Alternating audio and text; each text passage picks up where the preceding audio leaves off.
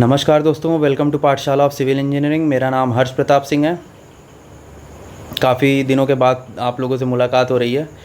मैं थोड़ा बिज़ी चल रहा था, इधर बीच घर पे कुछ ज़रूरी काम चल रहे थे, इस चक्कर में मैं वीडियो नहीं बना पा रहा था और मेरे पास टैब भी नहीं था वीडियो बनाने के लिए। अभी मैं अपने फ्रेंड का टैब लेके आया हूँ। मेरा टैब मेरा भाई लेके चला गया है, तो मैं अपना इंट्रोडक्शन दे देता हूँ। जैसा आप लोग तो जानते ही हैं, बट जो नए लोग हैं उनको मैं बताने के लिए, मैं चैनल का नाम हमारे पाठशाला ऑफ सिविल इंजीनियरिंग। और एक मिनट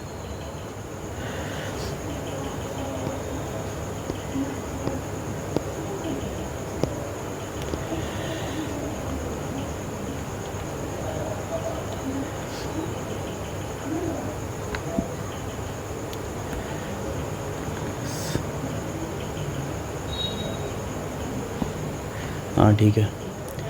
तो मैं अभी अपना इंट्रोडक्शन पहले दे देता हूँ। पाठशाला ऑफ सिविल इंजीनियरिंग, मैं इस वीडियो में बात करूँगा लास्ट 10 दिन की स्ट्रेटजी कैसी होनी चाहिए। आप एसएससी एसएससी जेई में तो अप्रॉक्स लगभग 10 दिन के आसपास है, 10 से कम ही बचे हैं, जिसका जैसे 9, 10, 11 पेपर है और डीडीए का भी 18, 19 में आ गया है पेपर का डेट।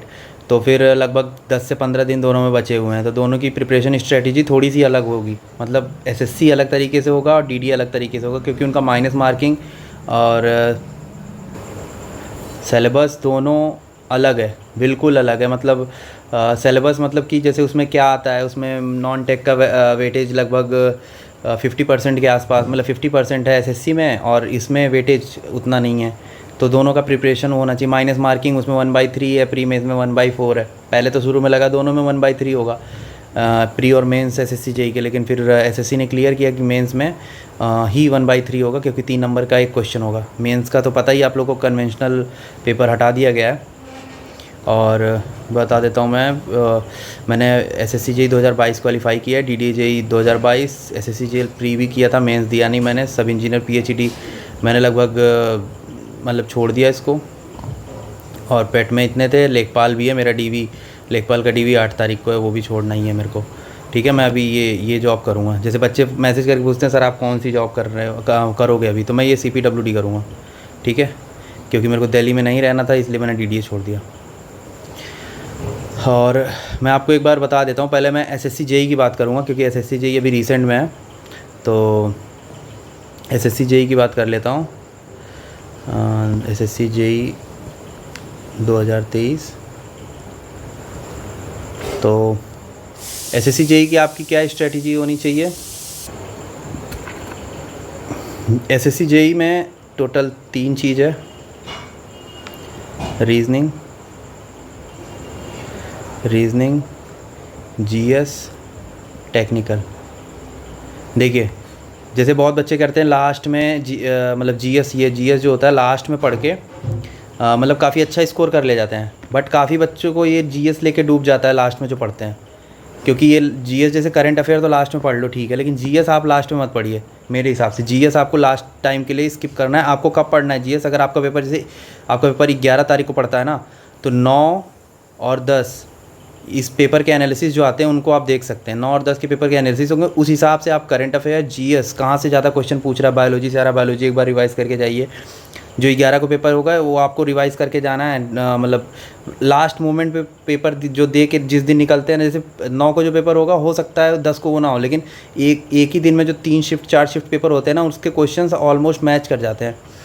ऑलमोस्ट मतलब जैसे कि उसमें पूछे मॉर्निंग शिफ्ट में पूछ लेगा आई के बारे में, अगर पूछ रहा है तो मॉर्निंग में रेटिना के बारे में पूछ लेगा, फिर उसके बाद किसी और चीज़ के आई के ही किसी और चीज़ के बारे में पूछ लेगा, मतलब अलग अलग चीज़ों के बारे में पूछ लेगा। लेकिन वो ये रखेगा आई से ईयर नहीं जाएगा, लेकिन आई के बारे में ही पूछ लेगा। तो अगर आप आई के बारे में ढंग से पढ़ लोगे तो एक क्वेश्चन आपका फिक्स हो जाएगा।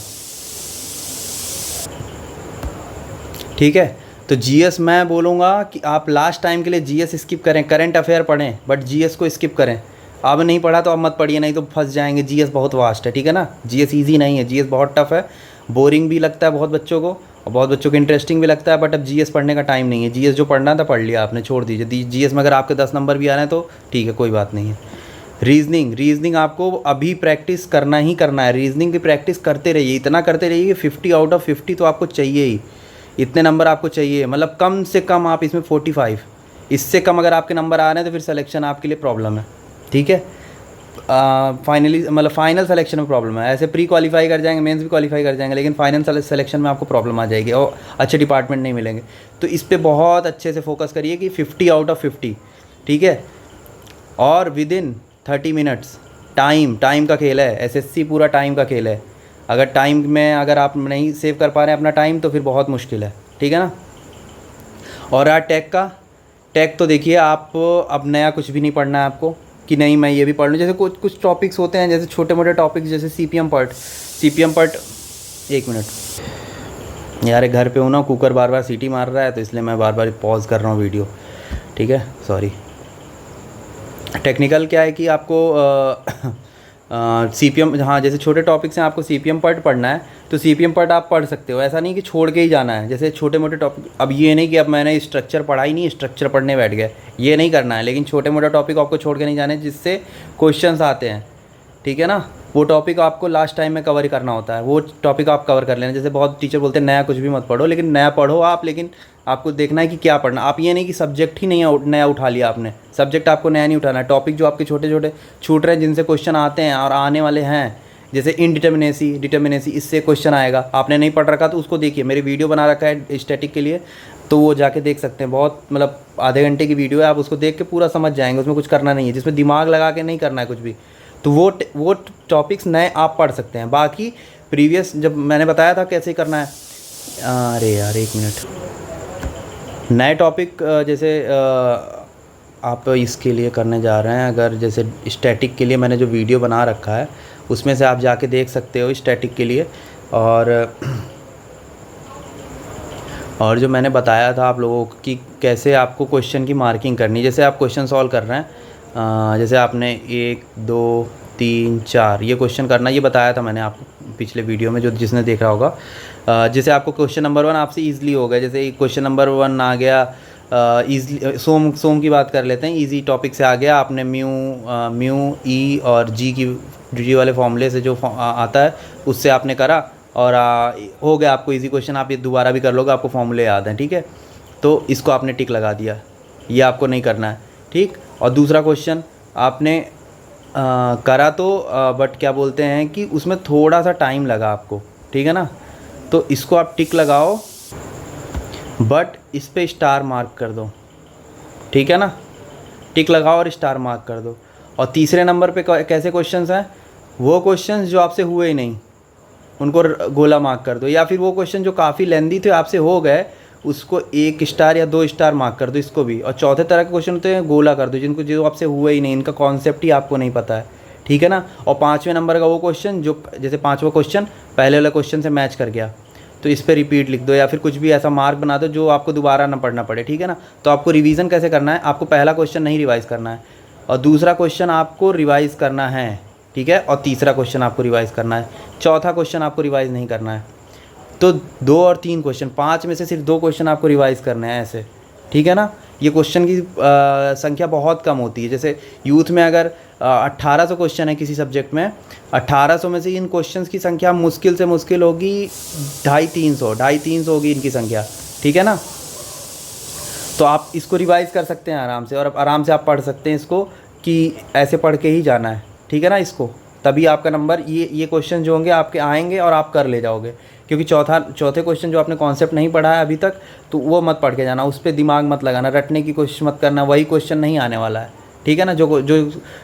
जो सब्जेक्ट या टॉपिक आपको नहीं आता है उसको भूल जाओ, बिल्कुल भूल जाओ। उसका प्रेशर बिल्कुल मत लो कि आपको नहीं, ये नहीं आता, वो नहीं आता। मैं भी एक वीडियो और बनाऊँगा शायद, तो लास्ट दिन बनाऊँगा, ठीक है ना। आप ऐसे कर सकते हो यहाँ से। और चीज़ आपको कुछ अगर बतानी होती तो मैं बताता हूँ, ठीक है। मैं डीडीए की अब बात कर लेता हूँ, जैसे कुछ बच्चे डीडीए के लिए फोकस्ड हैं। डीडीए जेई 2023, ठीक है।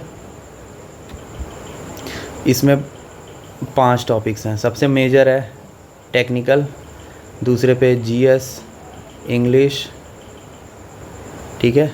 और तीसरे पे आपका आता है क्या, मैथ्स। 5वें पे रीजनिंग। देखिए रीजनिंग में आपके 10 आने नंबर चाहिए, ठीक है। मैथ्स में आपके 10 नंबर आने चाहिए, 10 नहीं, जो बच्चों का जिनका वीक है उनके 7 नंबर भी चलेंगे, ठीक है ना। इंग्लिश में आपके 5 नंबर आने चाहिए और जीएस में आपके 4 नंबर आने चाहिए, इतने तो आने ही चाहिए, ठीक है ना। तो और टेक में मतलब जैसे अब टेक का मतलब ये तो देखो, ये इसमें कितना ही टफ बनाएंगे आप 10 क्वेश्चन कर ले जाएंगे, इसलिए मैं इनके बता दिया। ये मैं कम से कम नंबर बता रहा हूँ, ठीक है ना। आप ज़्यादा इससे स्कोर करिए, कितना भी टफ बनाएंगे आप 4 क्वेश्चन तो कर ही लेंगे, कि आप 4 भी नहीं कर पाएंगे। बहुत बच्चे अगर इजी पेपर आ गया 10 में 10 भी करेंगे जीएस, इंग्लिश में 10 में 10 सही करेंगे जिनकी इंग्लिश स्ट्रॉन्ग होगी। और टेक्निकल की बात, टेक्निकल आपको डिपेंड करेगा कैसा आ रहा है पेपर। अगर ज़्यादा कैलकुलेटिव आ रहा है, टाइम का थोड़ा ध्यान रखना इसमें। वैसे टाइम कम तो नहीं पड़ता, लेकिन मेरे पेपर में मुझे टाइम कम पड़ा था, काफ़ी कैलकुलेटिव पेपर आया था मेरा, ठीक है ना। तो इसमें माइनस मार्किंग 1/3 है। देखिए उसमें जैसे आपको 4 ऑप्शन दिए हैं 1 2 3 4, जब तक 2 ऑप्शन एलिमिनेट ना हो जाए तब तक आप इसमें रिस्क मत लेना मेरे हिसाब से। बाकी आपकी मर्ज़ी है, जब तक 2 एलिमिनेट ना हो तब तक रिस्क नहीं लेना तुक्का का। अगर 2 हो जा रहा है, और एसएससी में अगर 1 भी हो जाता है ना तो लगा दो। एसएससी में 1 2 3 4, अगर 1 एलिमिनेट हो गया 2, तो 3 पे आप रिस्क लो, 1/4 माइनस मार्किंग है उसमें, ठीक है ना। बट इसमें मत लेना, इसमें बहुत नंबर खा जाएगा आपके, ठीक। और कुछ चीज़ आपको डीडीए के लिए, आप अभी तो डीडीए में टाइम है, तो आप अभी जो एसएससी देंगे वो डीडीए भी दे रहे हैं, जो डीडीए दे रहे हैं वो एसएससी दे रहे हैं, लगभग ऑलमोस्ट स्टूडेंट्स कॉमन है। तो अभी तो आप एसएससी के लिए करोगे, उसके बाद डीडीए के लिए सेम स्ट्रेटजी आपको रखनी है, ज़्यादा कुछ अलग नहीं करना है बस। हाँ, इस पर थोड़ा टेक पे थोड़ा ज़्यादा ध्यान देना है, क्योंकि टेक्निकल के 80 क्वेश्चन आएंगे, और टेक्निकल के 80 क्वेश्चन काफ़ी अच्छे लेवल के आते हैं इनके क्वेश्चंस। तो इनका पेपर लगभग यूथ एई से ही बनता है। इनका जो लेवल रहता है वो यूथ एई के ही क्वेश्चन उठा के लाते हैं, मतलब उठा के नहीं लाते बट कॉन्सेप्ट मैच करते हैं। सेम क्वेश्चन तो बहुत कम ही मिलते हैं, सेम क्वेश्चन जैसे 30-40 क्वेश्चन मिल जाएंगे आपको, बट और सारे क्वेश्चन सेम नहीं मिलेंगे आपको वहाँ से। लेकिन यूथ में आपको काफ़ी हेल्प दे देगा, उसके बाहर से कॉन्सेप्ट नहीं आने वाला, ठीक है ना। और कुछ चीज़ें, अब देखिए आप लोग को प्रेशर बिल्कुल नहीं लेना है। जैसे बच्चे परेशान हैं, सर ये कहाँ से पढ़ूँ वो कहाँ से पढ़ूँ, अब देखिए आप बिल्कुल काम हो जाइए, ठीक ना। थोड़ा घूमिए टहलिए, दिन भर में ज़्यादा मत पढ़िए, ठीक ना। ध्यान मतलब पहली बात तो अपने बाहर का कुछ खाइए मत, नहीं तो अगर बीमार पड़ गए तो फिर पेपर ख़राब हो जाएगा, ठीक ना।